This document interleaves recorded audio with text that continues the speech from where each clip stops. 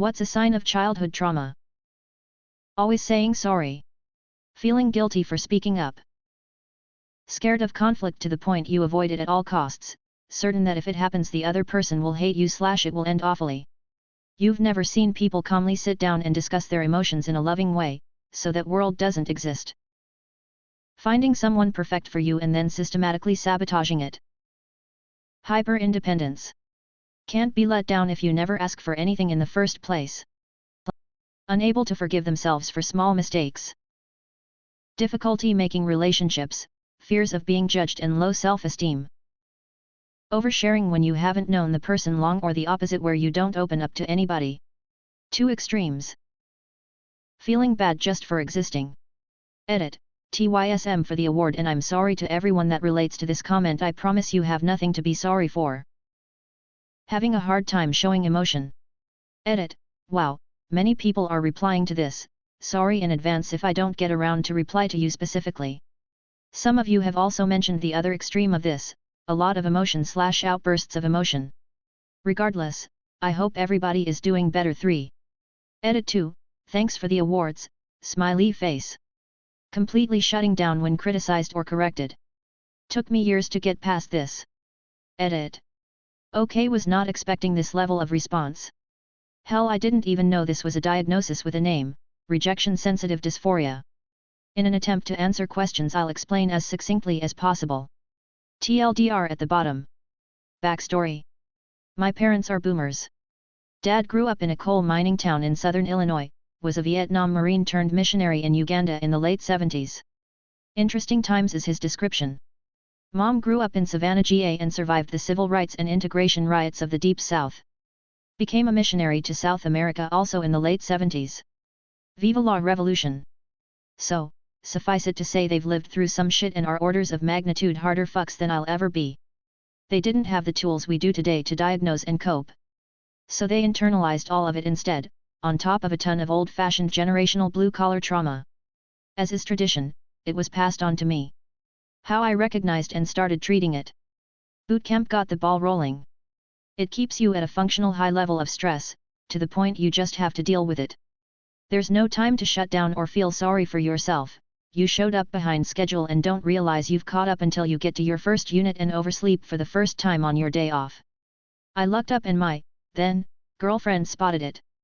She stopped letting me retreat to my dark place. I eventually married her. Even then it was years before we realized how broken I was. I found mentors in different areas of interest, some were authors or had podcasts, the main one was a gunsmith and had a PhD of history who took me in when my parents split. He gave solid advice which I took to heart. PT. The hardest part is working out and building discipline. Sometimes I have to be at muscle failure before I can think straight. Research.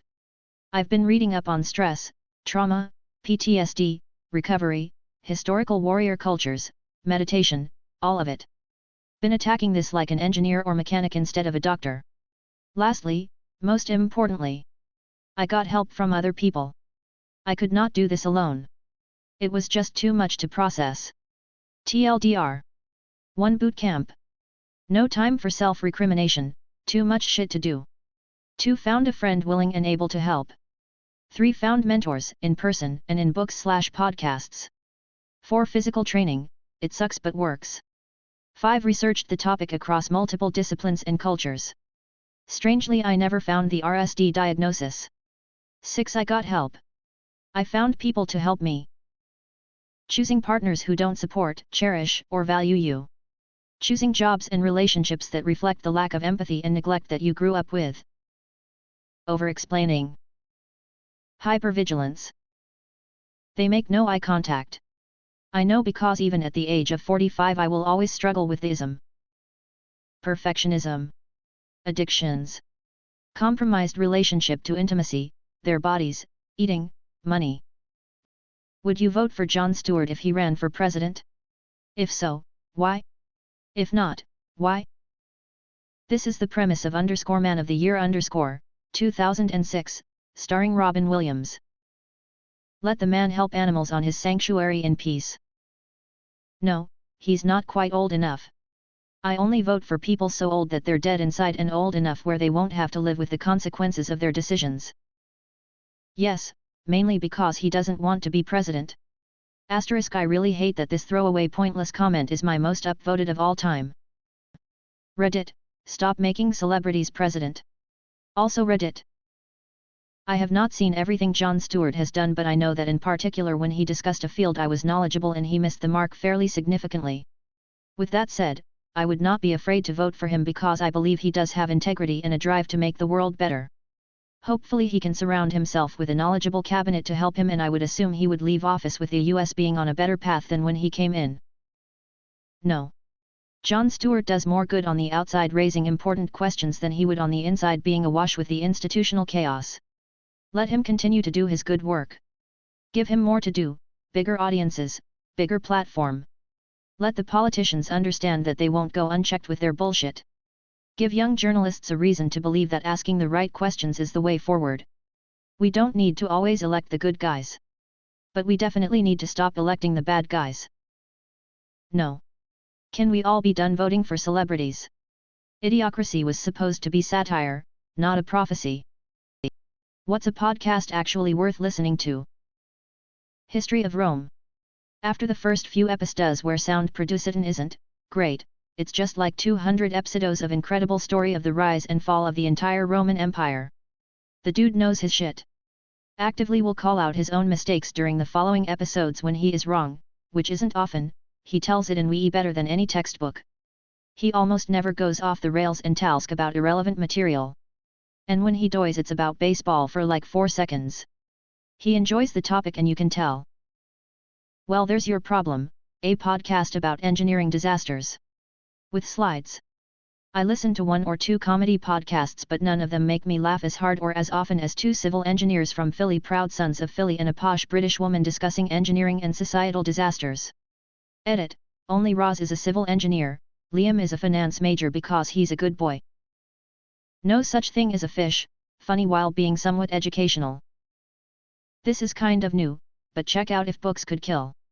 2 guys discuss and analyze best-selling non-fiction books that could use a good dissection like Rich Dad, Poor Dad, and The Secret. Well-researched and super funny and interesting. Love it. Darnet Diaries. Hardcore History. The History of Rome, Mike Duncan. The rest is history. Hardcore History. 99% Invisible. Behind the Bastards is fantastic, but will question humanity. I love You're Wrong About. This is actually happening. Each episode is about an experience someone really had and is told in their own voice. For example, one episode is about how a woman survived an apartment fire, another is about a woman who hit and accidentally killed a person on the road. Definitely not an easy listen, but they are all important stories and experiences. Knowledge Fight. Conan O'Brien Needs a Friend is genuinely laugh out loud funny and often super insightful. Stuff you should know. My dad wrote a porno.